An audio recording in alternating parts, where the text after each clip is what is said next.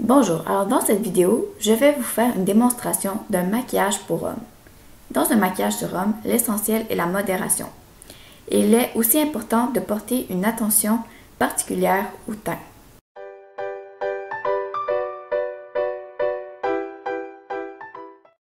Pour l'étape numéro 1, je vais appliquer une crème à visage pour créer une base pour le reste du maquillage. Donc, celle que j'utilise est la crème émulsion hydratante, tellement différente de Clinique.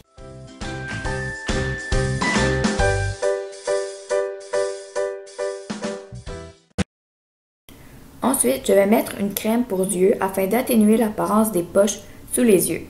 Celle que j'utilise ici est la crème Hydraphase Intense Yeux de La Roche-Posay. La texture de ce produit similaire au gel s'absorbe rapidement dans la peau. Pour la troisième étape, je vais appliquer une bébé crème pour perfectionner le teint. La gamme Skin Renew de Garnier a un couvrage assez léger pour être utilisé sur un homme.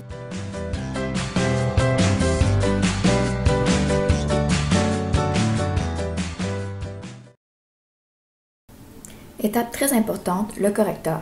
Alors je vais appliquer la couleur beige du Portfolio Correcteur de Lise Wattier. Je vais en mettre sur toutes les imperfections ou décolorations de la peau et sous les yeux pour camoufler les cernes.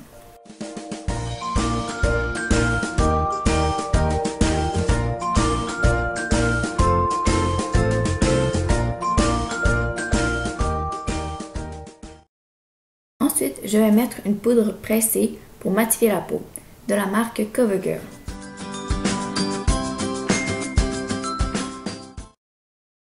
Alors j'en mets partout sur le visage.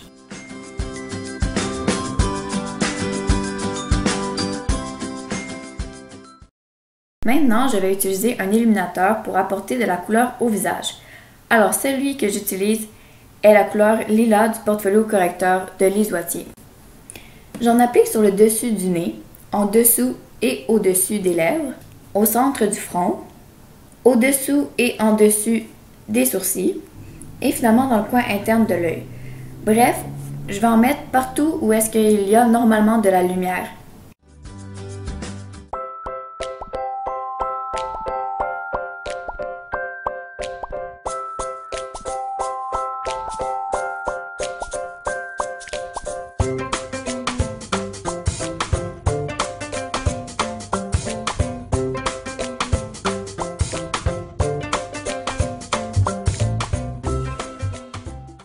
Puisque j'ai utilisé beaucoup de correcteurs, je vais maintenant appliquer un blush pour remettre de la couleur au visage.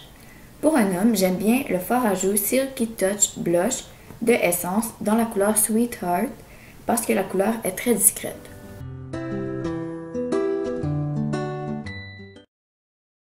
Ensuite, pour créer de la dimension au visage, je vais appliquer un bronzer de la collection Sephora. N'importe quel bronzer peut fonctionner pour cette étape, mais c'est important de choisir un produit mat pour un maquillage masculin, sinon l'aspect naturel va être détruit.